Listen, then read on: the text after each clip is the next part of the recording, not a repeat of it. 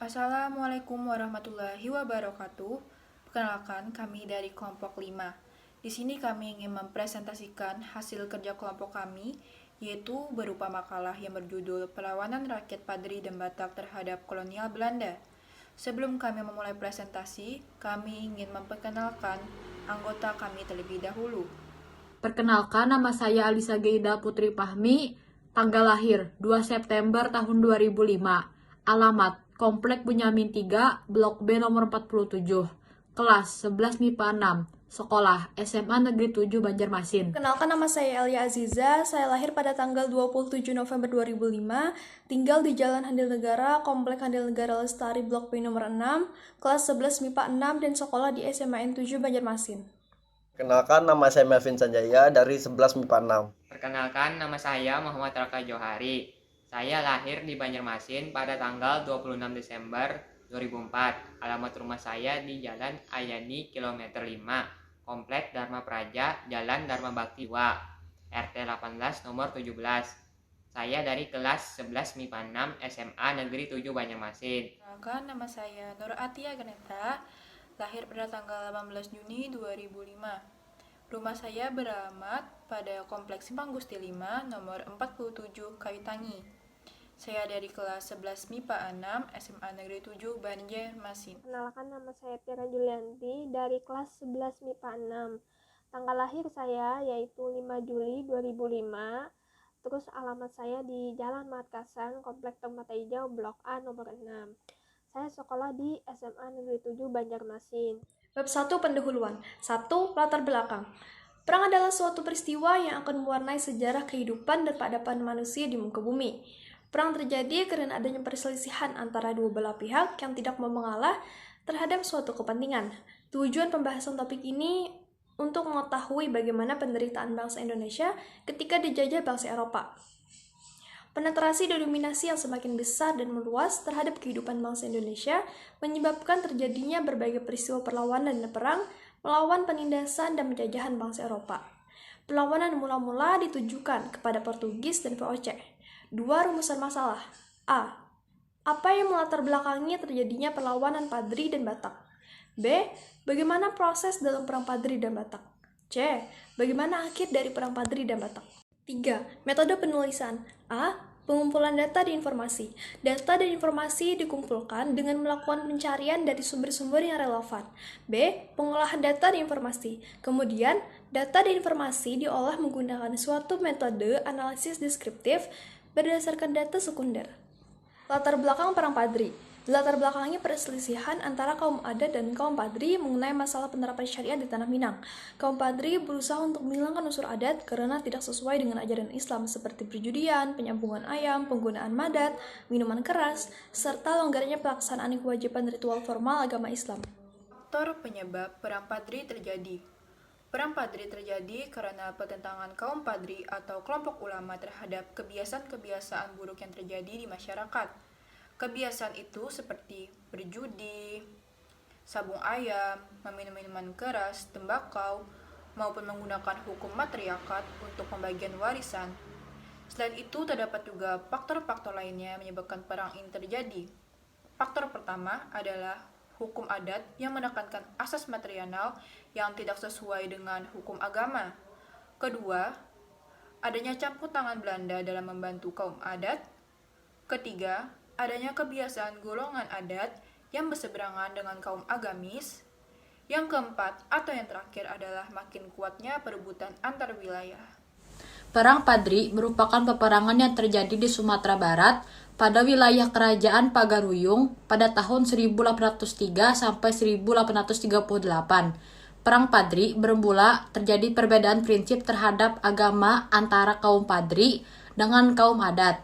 Kala itu pada tentang tahun 1803 hingga 1804, sekelompok ulama dari kaum Padri telah melakukan ibadah haji dan kembali ke Sumatera Barat. Terjadi pertentangan antara kaum Padri terhadap kaum adat karena ajaran dan kebiasaan kaum adat tidak sejalan dengan ajaran agama Islam. Namun, perang Padri pada akhirnya berubah menjadi peperangan melawan penjajahan Belanda yang menimbulkan banyak korban jiwa pada saat itu. Awal mula Perang Padri. Perang Padri ini dimulai dengan pertentangan kaum Padri terhadap kebiasaan buruk yang terjadi di masyarakat Sumatera Barat kala itu.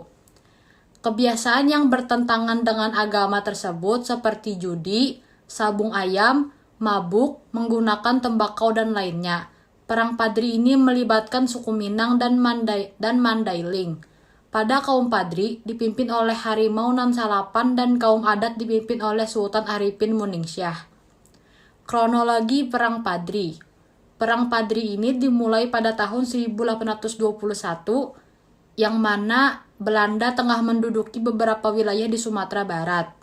Peperangan berangsur hingga 1825 dan terjadi gencatan senjata dan dimulainya perjanjian Masang karena pada saat itu Belanda juga sedang menghadapi peperangan melawan Pangeran Diponegoro di Jawa dan mengeluarkan biaya yang banyak.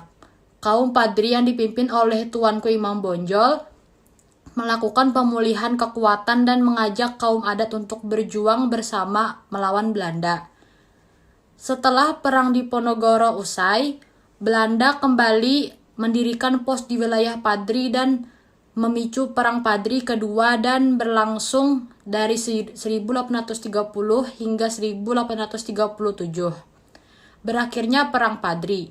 Setelah Perang Diponegoro berakhir pada 1830 dan ditangkapnya Pangeran Diponegoro, Belanda kembali ke tanah Minangkabau dan membangun benteng Fort de Kock pada 11 Januari 1833. Belanda diserang kaum Padri dan kaum adat. Belanda pun kembali melakukan strategi untuk melakukan penyerangan kepada mereka. Pada tahun 1837, Belanda melakukan penangkapan kepada pemimpin kaum Padri, Tuanku Imam Bonjol, dan melakukan pengasingan ke Cianjur, Ambon, dan Minahasa. Perang dimenangkan oleh pihak Belanda dan berakhir di Dalu-Dalu pada tahun 1838. Akhirnya kerajaan Pagaruyung jatuh ke tangan pemerintahan Hindia Belanda. Perang Batak terjadi karena Belanda ingin memperluas kekuasaannya di Indonesia dalam rangka Pax Nederlandija. Pada abad ke-18, Belanda sudah menguasai hampir seluruh wilayah Sumatera kecuali Aceh dan Tanah Batak. Tanah Batak yang dipimpin oleh Raja Sisingamangaraja 12 hidup dalam kedamaian dan kemerdekaan. Perang Tapanuli atau juga sebagai Perang Batak. Perang Tapanuli atau juga Perang Batak itu dimulai dari tahun 1878 sampai dengan 1907. Merupakan perang antara Kerajaan Batak melawan Belanda. Perang ini berlangsung selama 29 tahun. Ada juga faktor-faktor penyebab dari Perang Batak. Sebab umumnya ada tantangan Raja Batak Tapanuli yang masih menganut agama Batak kuno, yaitu animisme dinamisme atas penyebaran agama Kristen di Tapanuli. Adanya siasat Belanda dengan menggunakan gerakan dua zending untuk menguasai daerah Tapanuli. Alasan yang Belanda untuk menindas pejuang Padri dan pemimpin-pemimpin Aceh banyak melarikan diri ke daerah Tapanuli. Ada sebab khususnya yaitu penolakan Raja Sisingamangaraja ke-12 atas penyebaran agama Kristen di daerah Tapanuli. Awalnya Perang Batak dan berakhirnya Perang Batak. Awalnya Perang Batak. Puncak meledaknya perang ini di mana orang-orang dari Sisingamangaraja membakar jeding-jeding dan rumah-rumah. Hal ini juga dipicu oleh pihak Belanda di mana terdengar bahwa pasukan Sisingamangaraja yang ke-12 dengan bantuan Aceh telah siap untuk perang di Selindung. Sehingga inilah yang menyebabkan Belanda panas dan langsung pergi ke Selindung untuk menyelamatkan rakyat yang beragama Kristen di sana. Berakhirnya Perang Batak. Pada tanggal 17 Juni tahun 1907, Sisingamangaraja berhasil ditangkap di dekat Aik Sibulbulon. Dalam keadaan lemah, Sisingamangaraja dan pasukannya terus mengadakan perlawanan. Dalam peristiwa Sisingamangaraja tertembak oleh Belanda sehingga mati terbunuh di tempat. Di saat yang bersamaan, anak perempuan dan 2 putra laki-lakinya juga gugur, sedangkan istri dan ibu masih menjadi tawanan perang oleh Belanda. Dengan gugurnya Sisingamangaraja, maka seluruh daerah Batak menjadi milik Belanda. Sejak saat itu, kerja rodi di daerah ini merajalela. Struktur tradisional masyarakat semakin lama semakin runtuh. Atas perhatiannya, terima kasih. Mohon maaf apabila ada kesalahan dalam penjelasan. Wassalamualaikum warahmatullahi wabarakatuh.